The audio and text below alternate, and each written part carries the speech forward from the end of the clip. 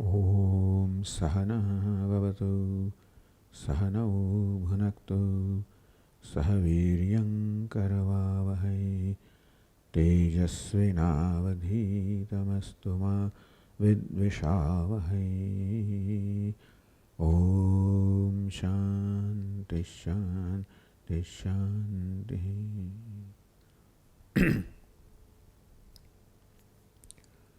First question, Swamiji Pranams.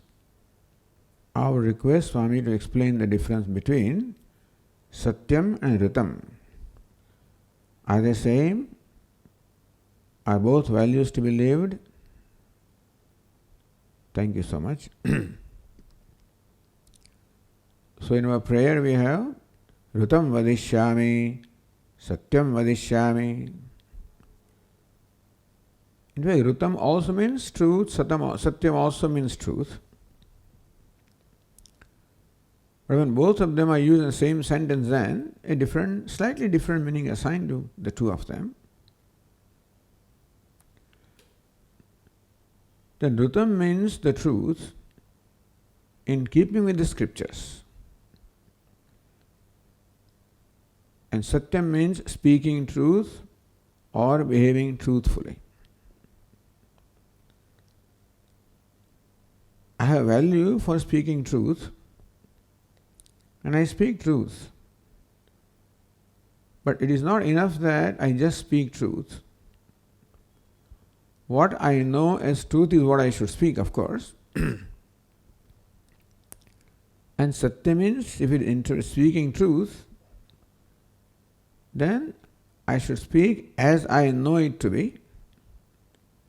And I should speak in such a manner that the other person also understands that in the same way as I understand, meaning that I should communicate my understanding to the other person. Because sometimes I may be speaking truth, but I may speak so cleverly that what I speak or what I say could be interpreted in different way.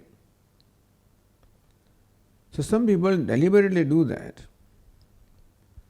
So the listener does not get exactly what the intended meaning is or what the speaker knows to be truth. So when I say speaking truth, meaning that not only do I speak truth, but speak truth in such a manner that the listener also understands it in the same sense that I understand it. Number one, meaning that there should be honesty in communication. Number two, it's not enough that I speak truth. Meaning, it's not enough that I speak what I know as truth. But what I know as truth should be in keeping with what truth really is as revealed by scriptures, as revealed by Dharma Shastra. So, Ritam means understanding of truth in keeping with the scriptures, and Satya means expressing the truth in words or behavior. Satyam vadishyami, I shall speak truth, or Satyam also is putting Ritam into practice. So thus Ritam and Satyam, both of them mean truth, but there is a slight difference.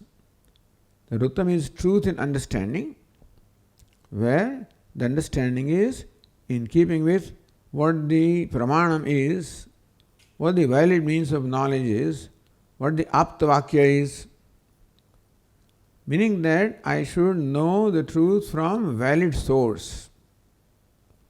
It may be scriptures, can be the words of wise or learned people, trustworthy people.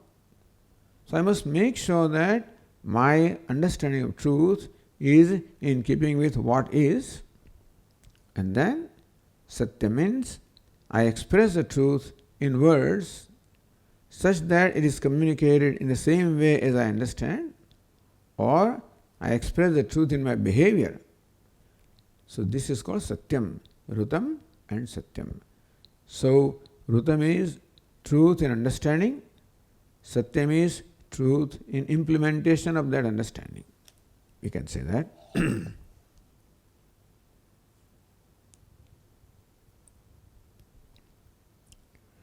Next question is, would you kindly elaborate and explain Saguna and Nirguna Brahma? Has it to do with anything with Sakara and Nirakara Ishvara? In a way, yes. Saguna means Gunena Sahavartate Sagunam. So that which obtains along with gunas, qualities or attributes. So Brahman with attributes is called Saguna Brahma. Nirguna means Brahman that is without attributes, that transcends the attributes. So let us understand a little bit. What is the true nature of Brahman? What's the true nature of reality or Satyam? The Satyam or reality must be that which is unconditional. Satyam Jnanam Anantam Brahma. Upanishad says that Brahman is Satyam, it is truth. Truth means that which is so in all periods of time, which is changeless, abhadya, which cannot be negated. So therefore reality must necessarily be the changeless, trustworthy, reliable. So that is the true nature of Brahman or reality, unconditional. Means reality is not because at a certain time that it is real, is like this, a certain place, at certain conditions. It is what it is at all times, at all places, and all conditions. So therefore, the true nature of reality, Satyam, or true nature of Brahman is unconditional, without the conditions, without the condition of time. Meaning that, not that it is at given time that Brahman is like this, at a different time it is different. No. Regardless of what the time is, the Brahman or the truth is what it is. Similarly, at any place, under any conditions. Thus, truth is unconditional. That means it is without any attributes, without conditions, without conditioning. So conditioning is called upadhi, so nirupadhikam satyam or anaropitam satyam we said yesterday. It is devoid of any aropa or superimposition. So what is meant by aropa? What is meant by superimposition? So for the purpose of worship, for the purpose of meditation, inasmuch as a beginner's mind cannot comprehend the truth or reality that is devoid of all attributes, all conditions. Therefore, attributes or conditions or qualities or virtues are imagined to be there in Brahman, they are superimposed upon Brahman. So, Sagunam means Gunena Sahavartate, that which obtains along with gunas, attributes, virtues. Understand that the reality of virtues and reality of that which possesses virtue, Brahman, is not the same. Brahman is Brahman, absolute reality, unconditional, transcends all the attributes. But for the purpose of worship, we superimpose the attributes. We call him omniscient, omnipotent, omnipresent. We call him compassionate, benevolent. So all these gunas or attributes are assigned to Brahman. We say they are superimposed upon Brahman for the purpose of worship, for the purpose of meditation. And ultimately then, as a result of that meditation, worship, we develop that intimacy with Brahman, with Ishvara. Then Ishvara reveals himself in the absolute nature as the very self.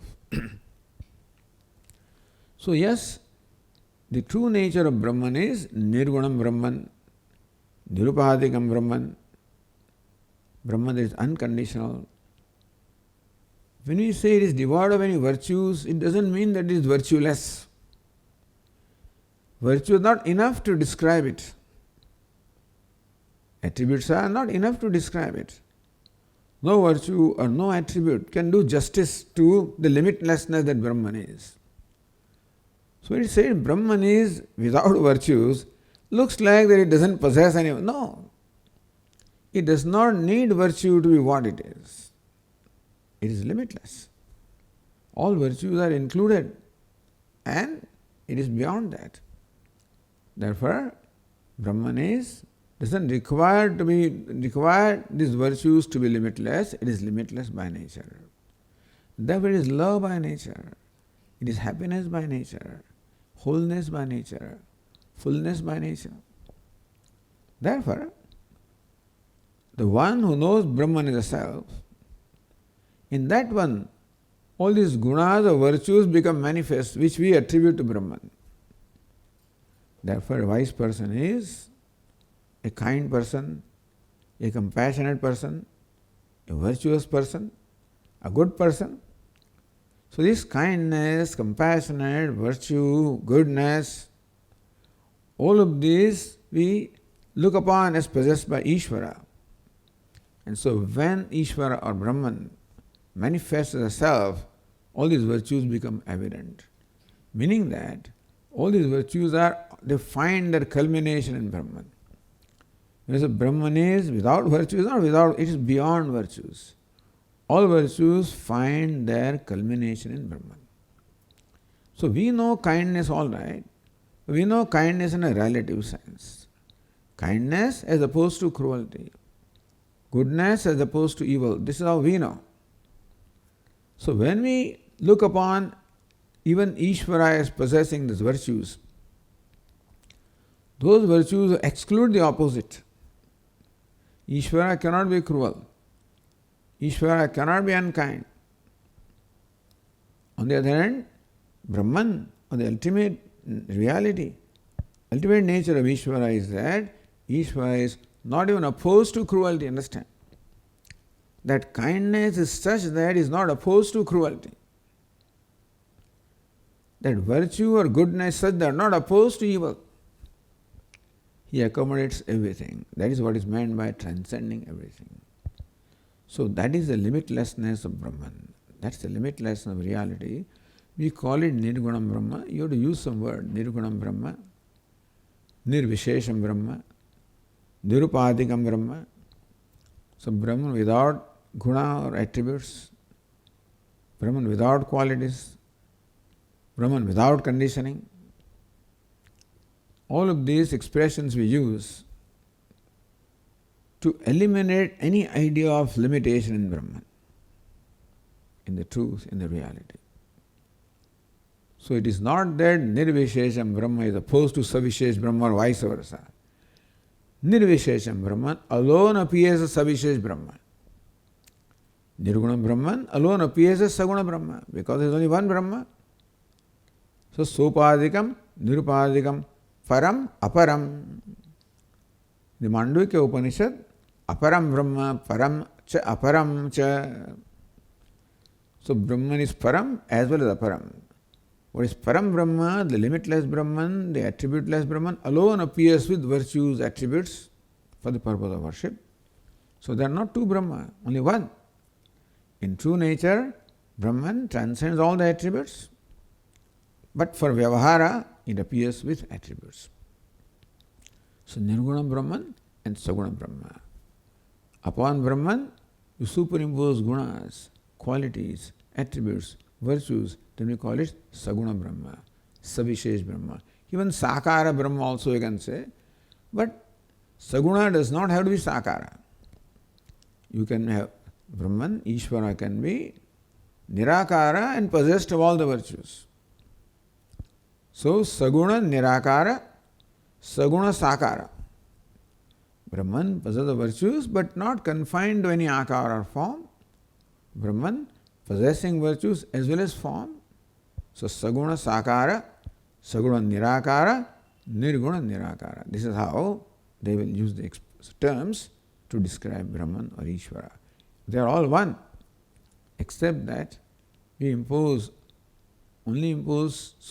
guna, call it Saguna Brahma, Nirakara. Impose both guna as well as akara, Saguna and Sakara.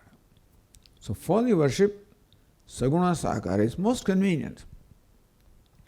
You can relate to it most easily. From that, Saguna Nirakara. From that, Nirguna Nirakara. So that will be the way of developing intimacy with Brahman, worship of Brahman.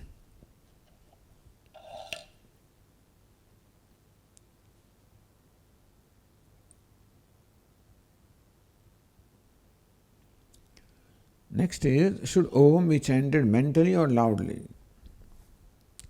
You can chant it either way. Uttamastavat Uchchamandatah Chittajam Japa Dhyanamuttamam. Om or any name of Lord can be chanted loudly also, because that requires less concentration. Then you can murmur. It's called Upamsu Japa, that only you can hear. Chittajam Japa and mental recital. So recital of any mantra is allowed either way, loudly or very slowly or mentally. How many times to chant Om? As many times as you can. Typically, sannyasis are prescribed to chant Om 11,000 times a day, But there is no rule as to how many times you should chant. Chant as many times as you can.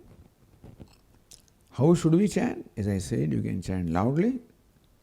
You can chant such as it is a murmur, or you can chant mentally. Of that, mental chanting is the best, most effective. But that requires a lot of concentration. When we don't have that, then chant slowly so that you alone can hear. That requires less concentration. If that also is difficult, then chant loudly. Or you start chanting loudly, then slow down, and then mental, and that way, depending on the concentration, you can adjust your chanting. Important thing is, you should be able to focus your mind. If mind enjoys good focus, mental chanting is possible. With less focus, slow chanting. Even less focus, loud chanting. How should we chant Om? So then, one way of chanting is focus on Om. That is how usually it is chanted. You elongate O. Om. Om. Om. Now some people prescribe that it can be as long as you can. Although Pujya Swamiji always prescribed that it should be only 3 matras and no more than that. Elsewhere you will find, in Yoga Shastra and elsewhere, you find that Om can be chanted as elongated as you can. In one breath, as long a breath as you can. Om. That's how they usually prescribe. That is conducive for concentration and absorption of the mind.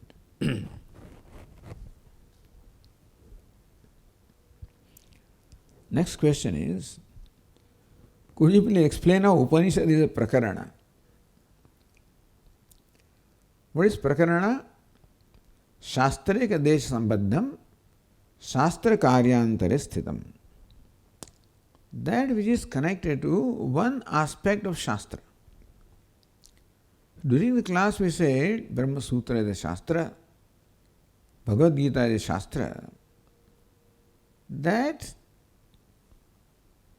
explains or delineates the Adhikari. Who is the Adhikari? Who is the fit student? So Bhagavad Gita describes in detail the condition of Arjuna and how he became Adhikari. Guru Upasadanam, how he approached the teacher. Shishyasteham Sadimam Tvam Prapannam. Then Arjuna was transformed into a Jignasu, one who desires knowledge, and into a Shishya, and looked upon Lord Krishna as Guru. Then Shravanam, Mananam, Nididhyasanam, and then Jivan Mukti. So then also Mananam providing various reason, arguments, some Purva Paksha, Uttar Paksha, Siddhanta, in this way the teaching takes place. So the text that includes all these aspects will be called Shastra. That text that includes one aspect, in case of this Upanishad here, Mandukya Upanishad, it only deals with Nirvishesham Nirgunam Brahma. It does not deal with the Adhikari, Guru Upasaram approaching the teacher, Jivan Mukti, etc. It doesn't describe. In that sense, it is said that it is treating only one aspect of the Shastra, the Shastraika Ekadesha, one aspect of Shastra it is related to. Shastra Karyantara Sthitam.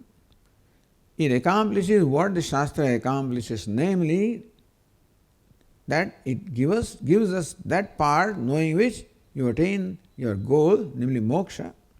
So that's what the Shastra Karya is. And sometimes the Prakarana also provides something more than Shastra also, may provide different perception, different arguments, different prakriyas, etc. In that case, it becomes a complementary to the Shastra also. So this is what Mandukya does. It deals with one aspect of Shastra, Nirgunam Brahman. It gives us also the prakriya of Dhyaropa Apavada, it gives the prakriya of Omkara, Akara, Ukara, which we don't find elsewhere in the Vedas also.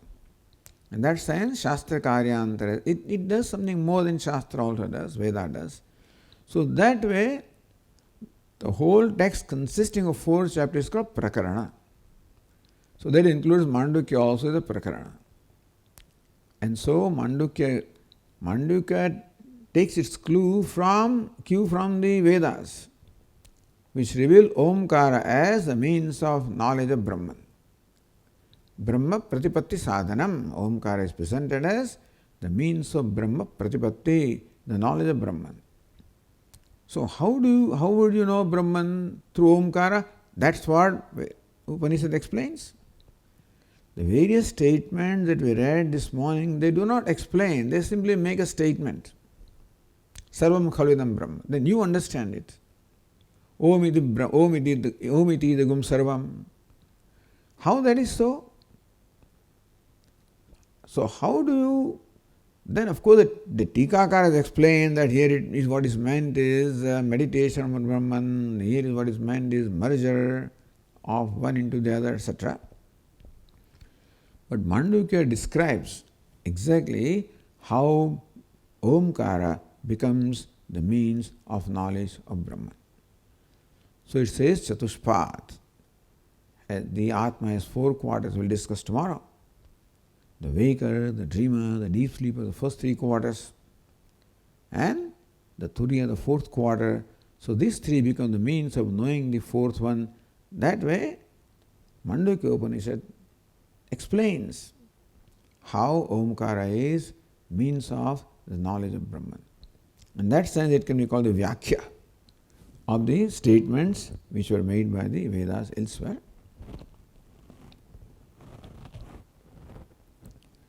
Swamiji, I could not understand how Upanishad is Vyakhyanam of the Vedas. In this manner, Vedas say that Omkara is the means of knowing Brahman. Either by Lakshanavritti, that was Shakha Chandra Nyaya, by the process of merger, by the process of the meditation, by concentration. So this is what we derive from those statements. But here, Mandukya Upanishad explains. Vedas simply say that Om is a means of, Om is Brahman. Om is means of knowing Brahman. Mandukya Upanishad explains how Om becomes means of knowing Brahman. In that sense, you can say that it is a Vyakhya. Upavyakhyanam, an exposition on Omkara. Tasya upavyakhyanam. Om iti idagum sarvam. Om is all of this. This is the upavyakhyanam. So Omkara's Vyakhya is given. In that sense, we can say that Upanishad gives is the Vyakhya, of what the Vedas reveal. So, Akara is predominant in Omkara. Omkara is explained as made up of 3 letters or 3 matras, akara, ukara, makara. We'll discuss it all. So first matra, first letter is a. In Om, that's why it's Om. So when you elongate O, the A also gets elongated because O is a combination of A and U. And as we said in the class also, akara is the content of all the other letters. Meaning that akara alone with modification becomes A, I, U, A, I, Ka, Kha. Akara with proper modifications becomes all the other letters. So all letters are nothing but the variations of akara. Just as all ornaments are the variations of modification of gold. And thus akara stands for the gold, other letters stand for the ornaments, and the whole speech is made of all the letters. And that's how akara pervades the speech. And akara is the most predominant aspect of Omkara because Omkara begins with akara.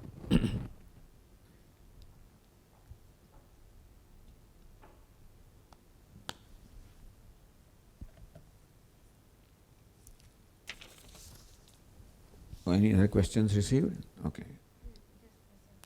Oh, okay.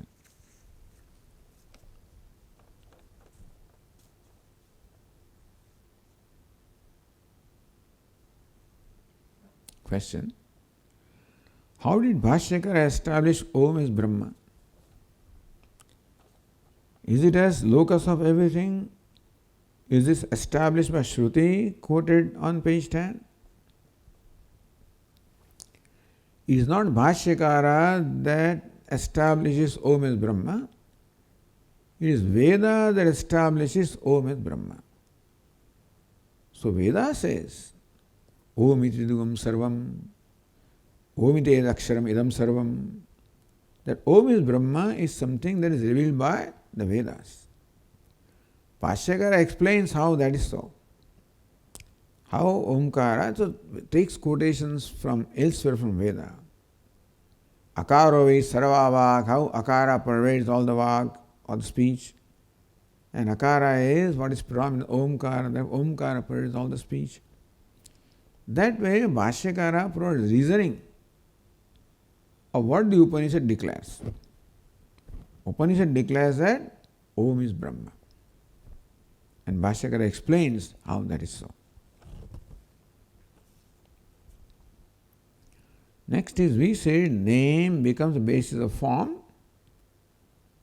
word becomes the basis of name, speech becomes basis of word, Om becomes basis of speech.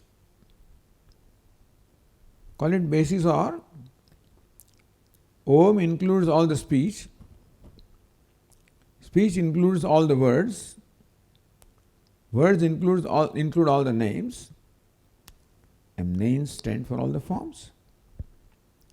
So in that sense we can say that Omkara represents all the names and through that all the forms. So can we directly not say name is the basis of form, word is the basis of name, Om is the basis of word? Same thing. Because Omkara also is a sound. And so the speech first utters sound, Omkara, which includes all the words and all the names and all the forms. So speech becomes basis of everything.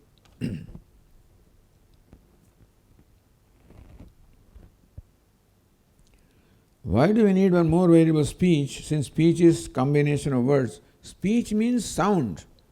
Yeah. The organ of speech utters sound, and Omkara is a sound.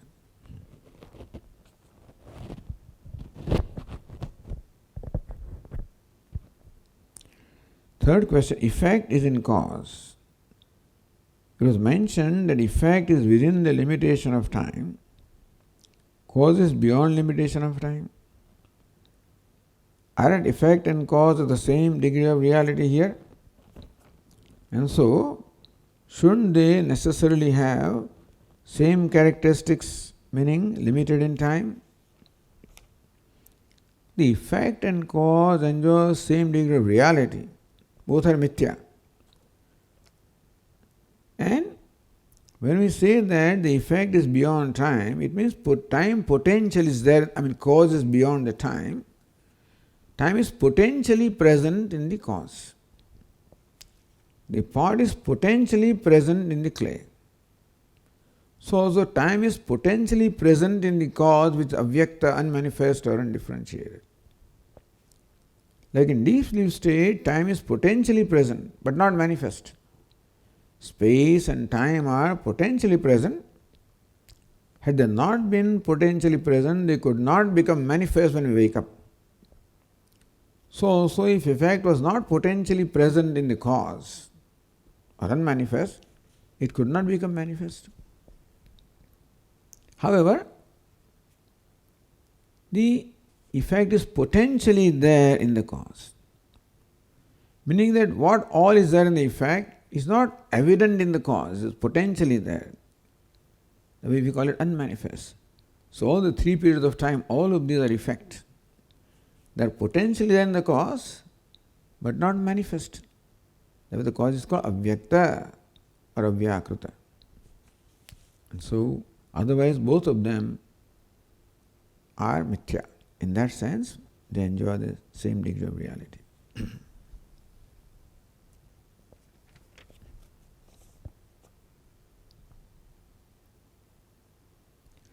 Same question. How do we know Om is the basic name of Brahman? Because Shruti says so.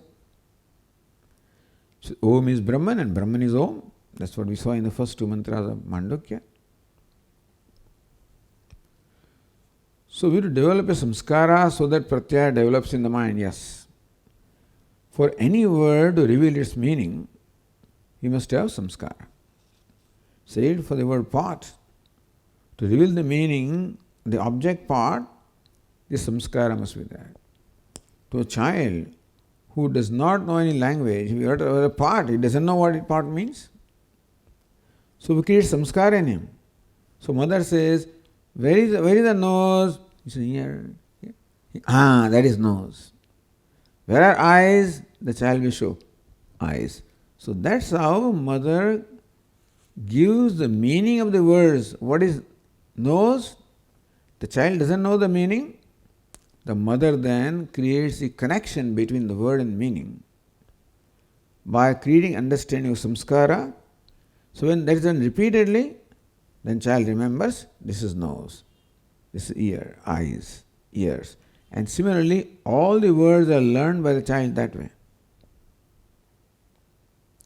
And so, this is how even the language that we know right now also is a result of this establishing connection between the word and the meaning. We did not have that in the meaning. We did not know the language. So we did not know the connection between the word and meaning. The child sometimes repeats words, all kinds of things, and parents think that he is taking so seriously, he doesn't know what he is talking about, Similarly, for Om to mean Brahma, the samskaras must be created. By Shravanam, by meditation, by repetition, by various ways that are described. Giving Abhidhana, Abhideya for realization of substratum, so Om and Brahman are not analyzed independently like Tat and Tvam Pada. Is it so? No, here Om is revealed to be both Tat and Tvam. I am Atma, Brahma. I am Atma is Tvam Pada. Brahma is Tat Pada. So that is Mahavakya that reveals the identity of Tat, and therefore there is no separate treatment. Both are treated in the same way then. And so, Om is Brahman as well as Atma. Soyam Atma Chatush, Ayam Atma Brahma. So first, all of this is Omkar. Omkar is all of this. Meaning Omkara is Brahma and Brahman is Omkara. So first the Shruti establishes the equation between Omkara and Brahma. Then says Ayam Atma Brahma, establishing equation between Atma and Omkara. And then says Atma is Chatushpad, Omkara also is 4 matras. then proceeds to explain how, what's the nature of Atma, how it is Brahman.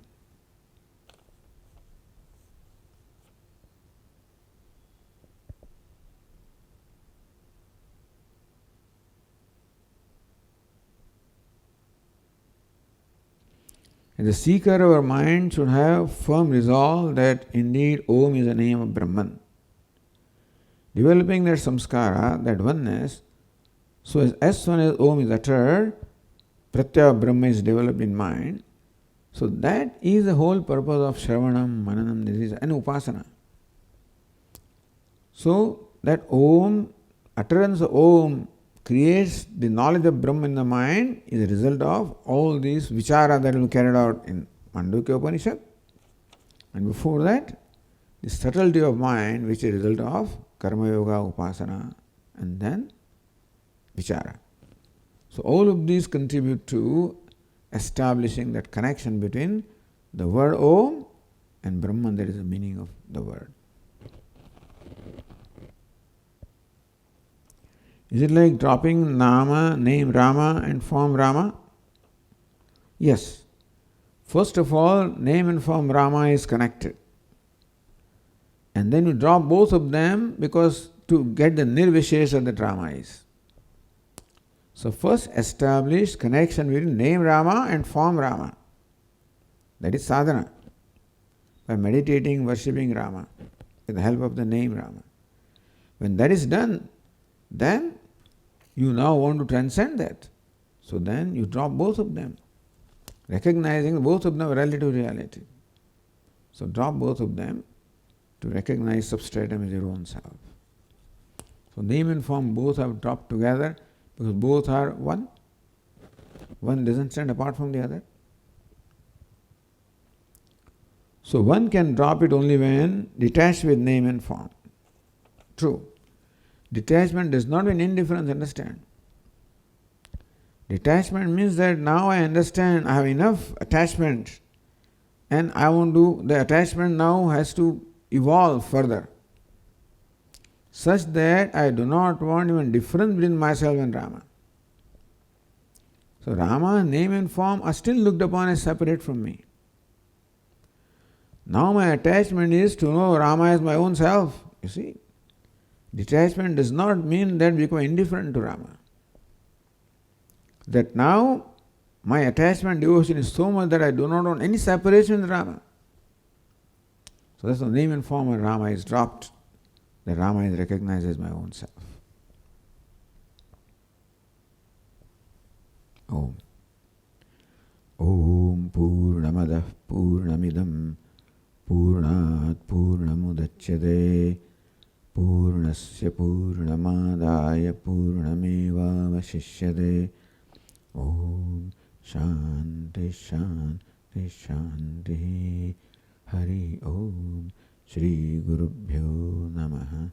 Hari Om.